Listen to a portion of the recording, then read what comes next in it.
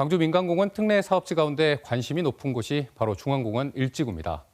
유일하게 후분양이 결정된 데다 여러 특혜 시비에 휩싸이기도 했는데요. 이 사업자가 금리 인상 등을 이유로 선분양 전환을 추진하면서 또 다른 논란이 될 전망입니다. 양창희 기자가 취재했습니다. 광주의 노른자 땅으로 평가받는 서구 중앙공원 일지구. 2,770여 세대의 대단지 아파트 건설이 추진되고 있습니다. 중앙 일지구가 광주 민간공원 아파트 10곳 가운데 유일한 후분양 방식으로 도시계획 심의를 통과한 건 2021년 8월. 광주가 고분양가 관리 지역에 포함되면서 선분양 방식으로는 분양가를 3.3제곱미터당 1,600만 원 이상 책정할 수 없게 된 것이 발단이었습니다. 이후 사업자는 수익성이 없다며 후분양으로 바꾸어 분양가를 1,870만 원으로 책정했고 이 계획이 승인된 겁니다. 진통 끝에 후분양이 결정됐던 중앙공원 일지구가 다시 선분양 전환 검토를 시작하기로 했습니다. 2021년 11월 2.3%였던 사업비 대출 이자가 현재 10% 이상으로 올랐다는 게 가장 큰 이유입니다. 사업자는 이런 상황에서 후분양을 고수하면 분양가가 급등할 수밖에 없다고 말합니다.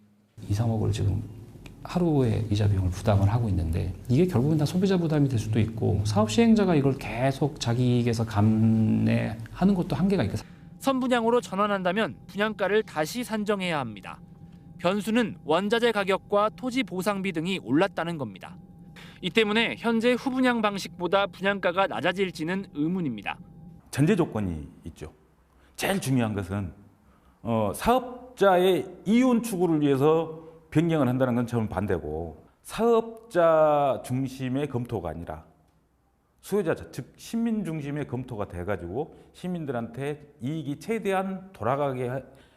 한편 오는 4월로 예정됐던 중앙공원 일지구 공사 시작 시점은 풍암호수 수질 개선안이 결정되지 않으며 연기되고 있습니다. KBS 뉴스 양창입니다. 네, 이 내용 취재한 양창희 기자와 자세한 이야기 나눠보겠습니다. 양 기자, 앞서 보도에서 전해주신 것처럼 중앙일지구가 선분양이냐 후분양이냐 이 말이 많지 않습니까? 그간의 논의 과정 우리가 좀 한번 짚어보고 갈까요? 네. 일단 선분양, 후분양 개념부터 좀 다시 생각을 해보겠습니다. 선분양은 먼저 아파트를 팔고 그 수익으로 아파트를 짓는 개념이고요. 후분양은 아파트를 거의 다 지을 때까지 대출 등을 통해서 사업비를 조달하고 나중에 파는 개념입니다. 공사비를 조달하기 쉽기 때문에 선분양 방식을 사업 주체들은 보통 선호를 하고요. 네. 중앙일지구도 원래 선분양이었습니다. 사업자가 얘기했던 분양가가 크기에 따라서 좀 다른데 3.3제곱미터당 2천만 원 선 얘기까지 나왔었습니다. 그런데 2019년에 광주가 고분양가 관리 지역으로 지정이 되면서 이 분양가를 책정하기가 선분양 방식으로는 불가능해졌습니다. 그래서 후분양은 이 고분양가 관리 지역의 규제를 받지 않거든요. 그래서 높은 분양가를 유지하기 위해 사업성을 가지려면 이 분양가가 필요하다는 판단 하에 후분양으로 계획을 바꾼 겁니다. 그럼 그렇다면 이걸 두고 과거에 꼼수다, 특혜다 이런 지적들이 많았는데 그 이유는 어떤 것들인가요? 네, 말씀드린 것처럼 후분양 전환 자체가 고분양가를 유지하려는 사업자 요구를 수용해 준 셈이거든요. 이외에도 사업이 잘 돼야 한다는 이유로 아파트 면적과 세대수를 늘리고 또 용적률도 높여주고 공원 면적은 줄여주고 해서 사업자의 요구를 너무 다 받아준 거 아니냐 이런 비판이 있었는데요. 사업자 측은 일단 그 아파트 사업의 수익성이 나와야 공원 조성이라는 원래 민간공원 사업의 목적을 이룰 수 있다는 논리를 얘기를 했고요.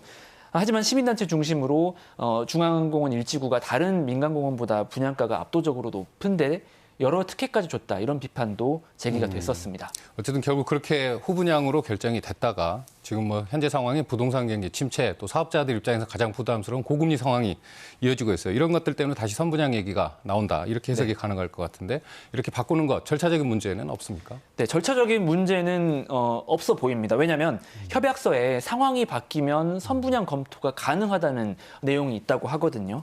앞서 전해드린 것처럼 그 상황이라는 게 금리 상황을 얘기합니다. 사업자 얘기는 후분양을 고수하면 금융 비용이 급등하는데 그러면 이 돈을 빌려준 금융기관 등만 이득을 보고 분양가가 높아져서 결국 공원 조성에 차질이 빚어진다 이런 주장이거든요.